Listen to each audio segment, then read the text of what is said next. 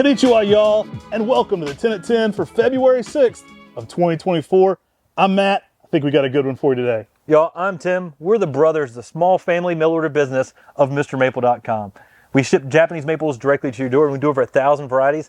So check us out on Mr. Maple. Today we're listing 20 new trees on our website at 10 a.m. Eastern Standard Time, and we're going to talk about 10 of them. All right, let's jump right in. First up, we've got Pineus parviflora, Reginal Broom. Y'all, this is such a cool, compact blue Japanese white pine. I love the Pineus parvifloras because they bring the essence of Japan and tie so well in with your Japanese maples to really make that Japanese garden so much better. They have this really nice aesthetic of interesting shapes, and what this tree does is gives you a nice blue-green color. The Reginal family found this one as a witch's broom off Pineus parviflora glauca, so think of it as a more tight, compact version of that. Excellent colors, beautiful Japanese white pine. This one really looks great in a big container or in the ground. Really accentuates a Japanese maple as well. Absolutely adorable plant, and some great size 1 gallons right now on these. We've got some excellent ones. We're trying this new format out where you can kind of see the plants, interact with them a little bit more. We want to make these more personal so you can see exactly what you're looking at. And yeah, I wanted to get these on here today, Reginal Broom. Now, Reginal Broom has a much shorter, denser needle to it than your typical glauca. Gives you the same blue-green color, but it's going to be a tree that's excellent for bonsai because it has those shorter needles. That blue-green color, though, just adds a new dynamic in a smaller space out there in the garden. Now, these are already coning a little bit. They're pretty cool. These are going to work zones 5 through 9 as well. So anywhere you can grow Japanese maples, these are going to be a plant you can also pair well with those. And definitely check them out on Mr. Maple at 10 a.m. today. So guys, we have an upcoming open house coming up. That's going to be April 5th and 6th here at MrMaple.com. We're going to have a blast out here. We're planning some really cool food trucks, a lot of fun events for you guys, possibly a game show. We're going to be open Friday, April 5th from 8 a.m. to 5 p.m. And we're going to be open the Saturday from 8 a.m. to 12. So come check us out. It's going to be a great time to see new things here at Mr. Maple. But speaking of new things, I think we got something special here on the table for them, Tim. Guys, we've got Acer Pomatum Ladybug for the first time at Mr. Maple on the website. Now, we did drop these at an open house before. We did, but this is the very first time they're being listed on our website. Guys, this is a ladybug colored Makawa type, dense and compact. You know, these have been cut back for scions, but when these flush out in the spring, you're going to get a lot of good growth off that because they've been trimmed back during this time of the season, promotes growth. Guys, this is a really cool small Makawa type you're going to need in your collection. Yeah, if you're a Makawa collector, these are fun. Typically 3 to 4 feet tall, by about 3 to 4 feet wide in that tight shingled layering Makawa habit. Looks great, as you know, with any of the other Makawa types, but this is going to look great in a container or in the ground. Ladybug kind of caught our eye. It really had something extra to it, and it really just stood out as a Makawa form to get out there. We really enjoyed the kind of like pink red it had in that early spring. Excellent tree. Giving this one a little bit more early morning sun will pick that color up. A little more late day shade will hold it longer into the season. Really cool new Makawa type. Check out fast. Our website doesn't hold it for you until you complete that checkout process. These will sell out very quickly today, so check out fast. These are going to work zones 5 through 9 and exceptionally heat tolerant. All right, I'm feeling kind of hungry. This is a broom named in Hungary in the 1970s. It's Picea pungens pali. This is a dense dwarf Colorado blue spruce. Gives you some good blue color out there in the garden. These are a Welsh pot. People often ask what a Welsh pot is. Perfect for the Welshman. Yeah, I mean, apparently the Welsh love a smaller pot, but a good sized tree in it. Great for bonsai, great for the small places in the garden. I love what the Colorado blue spruces can do. Spring and summer, you're going to get a really good blue color out of this dense, compact tree. They'll end up reaching about 1.5 to 2 foot tall and wide in 10 years. So it fits in a lot of small spaces. Being a Colorado spruce, it's good to zone 3 as well. Excellent little dwarf conifer you can use in your garden. This is excellent. This one, again, is going to work zones 3 through zone 8. You got to watch out for some of those high heat humidity areas, but beautiful Colorado blue spruce. The Welsh pots do have a great size to them. At our Buckholtz farm, we do use a lot of these. That's why you'll see those Welsh pots making their way in. Talon loves them. He actually feels that the compacted roots give the top even more growth when they push. Something we're experimenting with here. You're still getting a great size 1 gallon plant. Absolutely love the color pattern these bring to the spring garden though. Now guys, we've got a Texas trip coming up. Check out our full details on our website about that. We're going to be visiting SFA Gardens and Dallas, Fort Worth area. We're going to the Dallas Fort Worth Botanical Garden. So guys, check out the details on that. We've got pickup codes where you can actually order trees on our website and we'll bring them with us down to Dallas and down to SFA Gardens. So check out for the full details on the website. That's a hit. We may be hitting up some more towns. I think we're gonna have a good time. I mean, really, it's an excuse to come down, talk maples, and eat some brisket. That's really what it's all about for us. But we're excited to see some of these gardens we hadn't seen in a while. Stephen F. Austin is phenomenal. That's one of my favorite. The Ruby Maze Azalea Garden is beautiful. We'll be touring there, shooting some videos, shooting some content. Let us know if you want something delivered down there. We can even bring some of our big plants. So some of our nursery pickup trees you'll see in those 10 gallons, they could be making their way down to Texas to you. So let us know. All right, next up on the table, we've got some gold. We got Shadava Gold. Y'all, Shadava Gold is a green bark selection. So it actually has a bright green bark during the winter months. It's one of the brighter greens of any of the Japanese maples. It also has a chartreuse green leaf. So it's got this unique, almost fluorescent green color in the springtime. Matches the bark during that early springtime, and it is phenomenal. Fall colors are bright yellow. It's everything you love about Aoyagi, but dense and compact. Yeah, this is a witch's broom found on the cultivar Aoyagi, and Tim said everything else there is to say about this. All right, y'all, next up we got a dwarf hemlock, Tsuga canadensis Papaluski. Papaluski, I like the name, I like the conifer. It's a dense hemlock.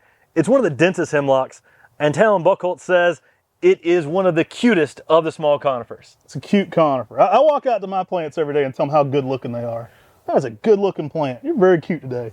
All right, this is a really cool dwarf, typically 2x2, even 2x3, very compact, dense habit to it.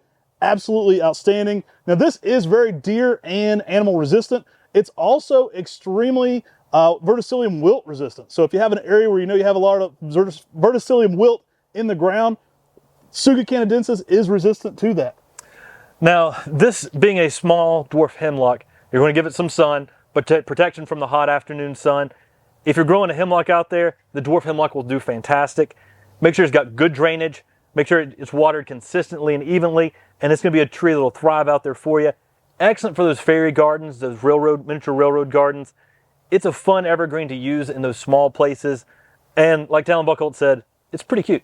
Papaluski. Shout out to Colby Clark. Throw in the AI Funko Pops that he made of Matt and Tim. Those were funny. I like the fact that I had a maple leaf in one hand and there was a frog in my other hand. I was like wearing a vest with aviators. I was like, this is legit. The AI has taken over our group, but they're a lot of fun. I'm enjoying what Bruce Burton's dropping as well. Maybe we'll make a cover photo challenge where you can make some Matt and Tims that go into our top 10 videos. You can make a Matt and Tim version. Give us a pick like our funny Muppets. Maybe we'll throw them into a 10 at 10. So guys, next up we've got Acer Pomatum Cigar Nishiki. Awesome plant. Cigar Nishiki is really cool. This one has that checkered border, so it kind of gets that flaking, that gold dust flaking around every single leaf. Heavily serrated leaf. Extremely fun plant in the early spring. This is going to work zones 5 through 9. Mid-size growth as well. This one's going to typically be in that 6 to 8 foot range in 10 years. Absolutely love what this one does though. The variegation extremely underrated. And I think mature specimens show some of the best variegation on this. I've seen one sited perfectly where it got morning sun, afternoon shade, and the variegation margins were super thick with that golden margin variegation. I was going to cross this with Makawa Yatsubusa. I know. Makawa. This is one of the coolest variegation types because it's green and then it's got the yellow on there and it's variegated. So it satisfies my variegation and it satisfies my yellow color. I actually think the dark green's really showy too. It's kind of more of a darker, almost evergreen green, like it's a fuller green on the old green. And I think that makes that gold flaking edge even more extravagant. Pair this with something like Geisha Gone Wild. The colors are going to look really cool together. And at 6 to 8 foot in 10 years, it makes an excellent small to mid-sized Japanese maple to use out there and give you something a little bit extra. So if you like Japanese maples, buy this one. Guys, next up, we've got Cedar Theodora Lime Glow. Cedar Theodoras are awesome for their durability. They're salt resistant. They're almost like ginkgos for the conifer world. They're tough as nails. You can put these in a lot of high heat places. And, Cedar Theodoras, they're at the very forefront for that. I love Cedar Theodora Lime Glow. It gets a lime green kind of color to it.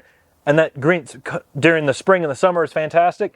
But in the winter months, this is one of those trees that has a glowing effect where it gives you that lime green color. and you just look up into the tree, it just sort of glows. It's kind of like the fire glow of Cedar Theodoras with that lime green color. Gives you a good evergreen interest, and the Theodora cedars just make beautiful trees. Now, we've offered many of them here that are that darker blue. Lime green is going to go out next to that and look incredible. You can put this next to your Miles High, some of the darker blue shades. Even something like Blue Angel is going to look incredible next to this. If you're a Cedar Theodora collector, don't miss out on Lime Glow. I can't say enough good things about them, especially for the South. They're a great conifer for a lot of us here in the South. They handle the humidity a lot better than a lot of the pines. All right, y'all, next up on the table, we've got a very popular one for bonsai. We're bringing out Hubble Super Cork. Selection by our friend Scott Hubble. He loves bonsai, and for us, this is the best, one of the best of the pine bark selections. It barks early, and it barks a lot. Yeah, the bark beats the bite on Hubble Super Cork. This one will definitely show out in a young plant. I mean, even in these 1 gallons, you start to get some fissuring going on. Typically, by the time it's in a 3, you're actually getting a ton of what you want for bonsai. Now, these are grafted. I always let people know you can air layer from these, or you can do rooted cuttings from these for your bonsai material. I recommend buying a grafted Japanese maple and planting it in the ground. They're going to do better in the ground from graft. Then you're going to be able to create an infinite amount of bonsai material from that. So this is a great way to be purchasing a Hubble Super Cork. Absolutely outstanding plant, and one of the very first of the cork barks to bark up. They get that bark very early. Now, people may ask, well, what's so great about pine bark if I'm not doing bonsai? What it does is it gives the aesthetic of an older tree out there in the landscape. So it gives you this sort of aged feel in a smaller tree. And that's a fun thing to do because it just adds to the presence of your garden. This tree is a fantastic Japanese maple. It gives you a good red fall color as well, so it's going to be beautiful all the way around. I've had a great purple border on this too in the early spring. Shout out to Scott Hubble. Hope to visit him some on the Texas trip. Absolutely outstanding plant. If you're into bonsai, don't sleep on these today. We have some small ones, but they will go very quickly. All right, let's get another Talon Buckholz intro here on the table. We've got Tyrax, and it is Tyrax Japonica Snowdrops. This is a fun introduction by Talon Buckholz. Absolutely love the smell on these as well. Now, this is a denser, compact form that he introduced just recently. So these are grafted on a standard. So you'll see these grafted up about a foot tall. You'll see a little bit of bulge right there where the graft is at. But then this will get dense and compact. And so it's almost like that lollipop effect, but on a Tyrax. I mean, this tree has some gorgeous white blooms to it and some good fragrance. Just like Bloody Talons. That'll be the next one, Buddy Talons. All right, just like Bloody Talons, you do get a little bulge going on at the graft union. So expect that on these. They are a high graft, phenomenal plant. Shout out to Mina Milad. He's been creating a fragrance garden. Tyrax are a great way to add that soft, sweet fragrance, that early spring garden. I love what coral bells do to that smell, and that bloom is exceptional too. So this is a smaller one, typically at 3 to 4 feet, even in 10 years. That's one of the reasons we got up on a little bit of a standard. You can expect it to ball up a little bit. Excellent way to be growing this. And I like that height. You can get a little bit of height over it right now. One of the main advantages to that are you can plant around this. So you can have your hostas and things around this with a little bit of an elevated look. I love a lot of the Japanese plants. They really just add so much to the garden. They do so well in many of the gardens in the United States. The Japanese snowbells are exceptional for that. They just have these little bell-shaped flowers that just hang down, and it's just gorgeous. This whole tree will be covered in white blossoms, and it just adds a new dynamic out there, adding to the fragrance, but also the blossoms out there in the garden just give such good contrast with a pure white color. Tyrax, probably one of the most underutilized woody ornamentals. I mean, these need to be in gardens. They have all the aesthetic appeal with the Japanese maples. They're a great woody ornamental. They're durable. They're going to work in the same zones 5 through 9. Think about one of these for your garden, adding some flowering appeal, great foliage, and a nice compact habit. And a Buckholz and Buckholz introduction. Hey, hard to beat that. All right, y'all, last but not least, we got some Acer Pomatum Crimson Prince. Crimson Prince is one of the darkest of any of the red uprights. It's a selection that I fell in love with after going to the Dawes Arboretum because I saw the specimen there, and it just has this really nice uniform shape, and it's not a very wide growing tree, has a really nice height to it, and holds its color really well. Exceptional plant. Nice ovate shape too. This one's an upright canopy, doesn't get too wide. It actually has a very, almost bell shape in its growth. Excellent tree to be growing. Underrated. I think it was patented for a while in the 80s, so it didn't get in the trade quite as prominently as some things like Emperor One, but it should get another look. This is an excellent tree. The durability is off the charts. It's very heat tolerant, zones 5 through 9. We found it to be exceptionally sun tolerant, even up to that zone 8 as well. Now, it does go to a brighter color during the fall as well, so you get some good fall color out of this. But again, this is one of the darkest of the red Japanese maples, So pair this with a summer gold, something like that, and you're going to have some crazy contrast because it is one of the darkest. So think about planting with some of your lighter colors, and you'll really get a good comparison. You'll get more red out of this than Tim's beard. Hey y'all, so that was 10 of our 20 trees getting listed today. Make sure you sign up for our weekly emails on MrMaple.com. Take care. God bless. And have a great day.